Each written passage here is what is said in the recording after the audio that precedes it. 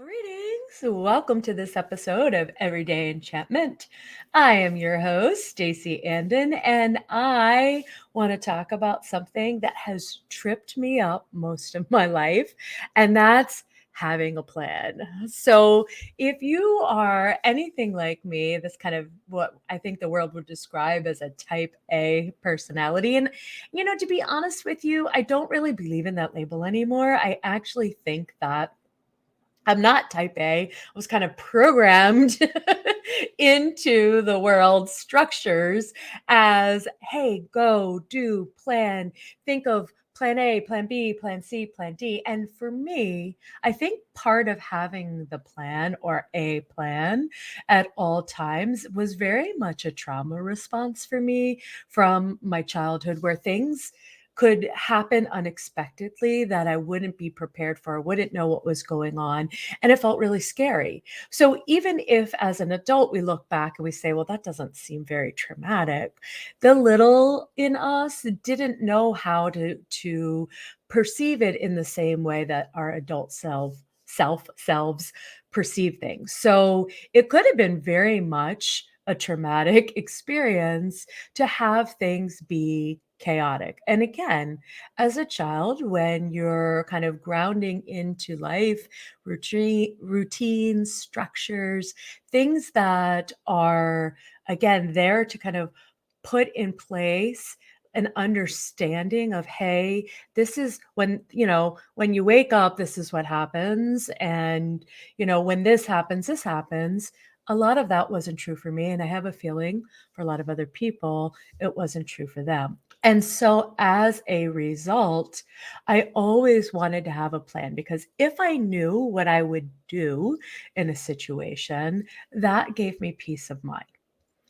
As I got older, I had all sorts of plans. I just everything. I think the universe, and there's like a quote somewhere like, when God, I always think of it as the universe, like when humans are planning God, the universe is laughing. It's like, yeah, like I don't think that that's what we're here to do is have control. But when we felt out of control in our lives or we're afraid of the unknown, which, hello, all humans on the planet, nobody really just kind of by, I don't think most people, I should say, by just kind of default are like, yeah, let's just go swimming into the unknown. No, we like to know what's going to happen. And it gives us a false sense of security, I think, that, hey, if we have it figured out, that somehow we can protect ourselves. I have found, number one, nothing I generally have planned ever goes that way. And I will couple that with when the plan goes askew, usually there's some bumps in there, and it is typically amazing. It is not what I imagined, and yet it is something usually even better.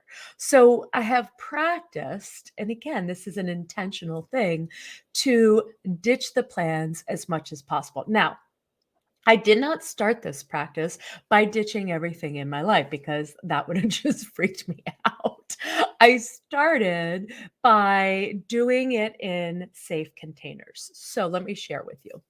First of all, I'm going to say my first plan one, being married, having children, growing old was like none of that happened. And it was a really hard time when I went through my divorce because I had to let that plan or that vision for my life, that dream for my life die. And again, I'm not skipping over the fact that, yeah, we can be absolutely disappointed and we're going to be okay. So, anyway, the ditching of the plan and all of the things, I started with vacations, trips away, because I was absolutely the person was like, all right, we're going to check in at 3 o'clock. We're going to do this. We're going to arrive to the airport. I'm going to have blah, blah, blah, blah, blah, blah, blah, blah, blah. I need to know like, where are we going to eat? Where we're going to eat? Where are we going to go? What's going to happen? What are we going to do on this day at this hour? I really was a super, super planner. And so when I met my amazing husband now, when we were dating, he is pretty much the opposite of that. He loves to go on an unscripted adventure. Now, you take unscripted adventure with control freak, scaredy cat of the unknown, right? And for good reason. It wasn't that I didn't like an adventure. I always loved to travel and go out, but it was kind of rooted in this like, I need to know all these pieces. And so I started to say to myself, okay, I trust this person. I trust myself that wherever I am going to be having fun, I can always pivot and shift and we can just, again, have some fun that we don't know exactly how it's going to end up or to be. Now, in this land of, letting go, it doesn't always mean that I, get like a parade in my honor because, hey, that's what happens. However, what does tend to happen, again, is when you allow it to maybe it's, not as exciting as you wanted, but the thing you plan might not be as exciting because that happens to me too. So, again, it's more of the practice of I don't have to hold on so tightly. When we are holding on so tight, and I'm going to tell you a story, it's very hard for us to drop into the energy of our own wisdom to really be clear about not the plan, the next step. To me, I'm all about what is the next step for me in this moment. Sometimes there's nothing. And sometimes it comes really, really clearly when I haven't tried to orchestrate all of the moving parts myself. Because again, this is the whole magic of the universe. The universe wants to love on us, support us, guide us, connect us with things, right, that are going to tune into our home frequency, that joy frequency. It's really hard to be in that and then be in, to me, control and some of that planning. At least mine was very fear driven. And that's okay. I'm not judging myself. I'm not saying something's wrong or right. I'm just saying it wasn't really working for me after a time. When I got to the place like in my 30s, I was like, you know what? I have a feeling there's a different way. I didn't go running, hop, skipping, and it just bing happened magically, although I would love to say that to you. Like, all change, no, there is no linear change line. It goes squarely up, it goes sideways, backways. And it absolutely, if your intention is clear, which mine was, it absolutely helps to get you into that new space. You just have to, again, trust yourself, trust the process. It's not going wrong when you go sideways 3 steps and go, oh my gosh, I've been over planning even more than normal. Okay, take a breath. It's okay. So years ago, I wanted to go to this event in New York City. And I didn't want to go by myself because I don't generally enjoy driving to New York City by myself or navigating. That scares me. Where am I going to park? How's all this stuff going to happen? So I enlisted my husband at the time, take the day off and go up with me. And at the time, we had a family member living in New York City. So I thought, oh, this is perfect. I can go to my event. He can hang out with the family member, and then we'll all meet up for dinner later and we'll have a great time. Perfect. So we're driving to New York City. First off, we missed whatever the exit with, I think I might have had printed, what was that, MapQuest, printed directions at the time. We missed it. And I'm freaking out in the car. Oh my gosh, I'm going to be late. Again, when we make space for all of that emotional reaction and we don't get kind of like jump in with it and like we just go, okay, this is absolutely okay. Just breathe, just take a pause. Because again, taking that deliberate pause and an emotional reaction is a very, again, lifelong practice. It's not saying, hey, stop and skip over. It's saying, okay, hey, let's just take a break right now and breathe. What are we feeling? I'm feeling, again, fear that I'm going to miss out on something, all these things.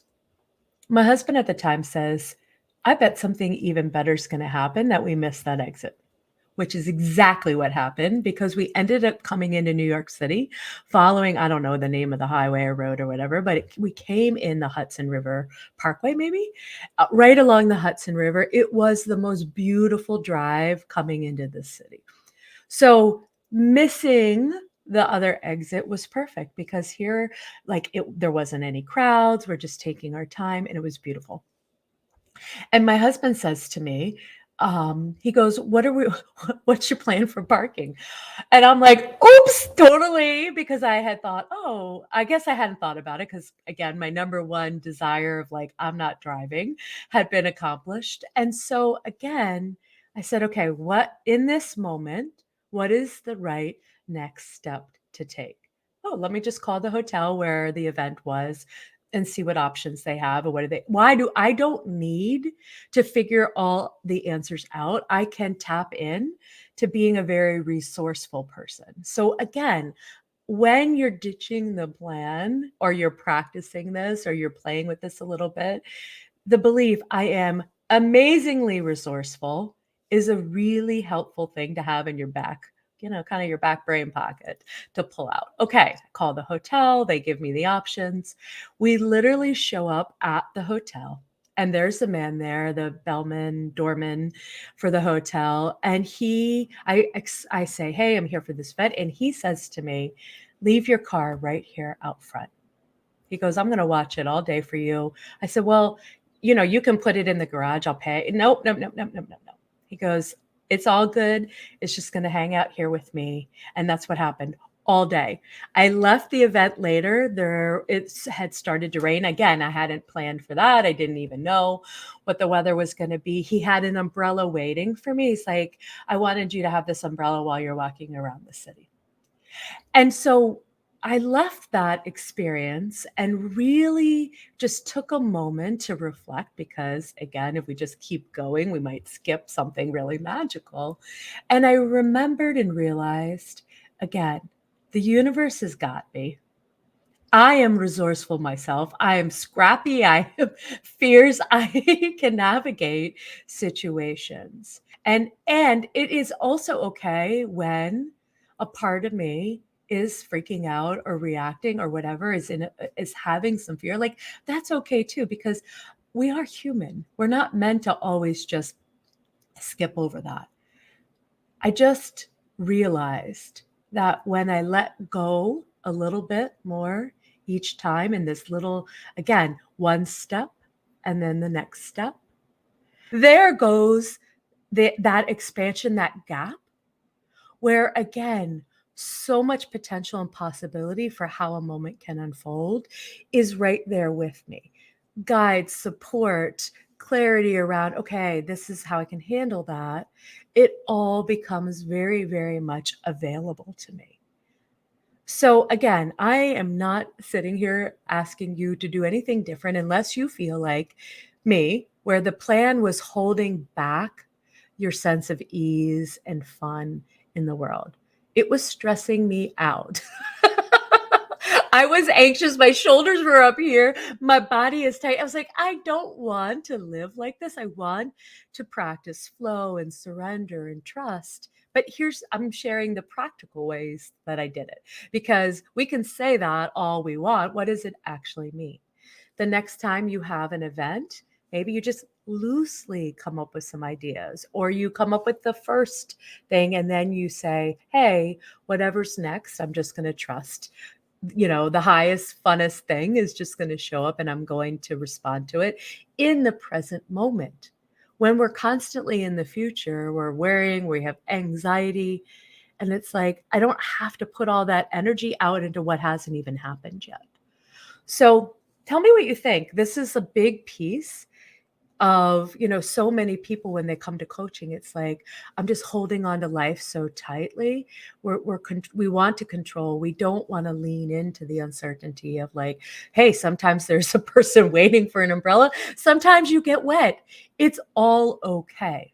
If you really trust, it's going to be okay, no matter, again, whether it's what you prefer or what is actually happening. There's freedom there. There's peace. Your shoulders can drop. You can take an exhale. So again, take a pause when you find yourself reacting or ask yourself, what is this about? I have to know every step. What am I maybe afraid of, or what am I, uncomfortable with? Is there a way for me to let, again, 5%, 10% go of the plan and see what happens? All right, lovelies, let me know what you think about all these things and questions or comments or suggestions for future episodes. I can't wait to see you on the flip side. Have an incredible day. That's it for now, loves. Thank you for tuning into this episode. Get all the juicy details and links we've mentioned in the show notes. If learning more about how you can use your own enchantment to live a oh hell yes life, come get your own coaching session with me by going to staceyandon.com and signing up for my homepage. And as always, come chat with me about this topic and all things enchantment in my Facebook group, Everyday Enchantment. See you on the flip side.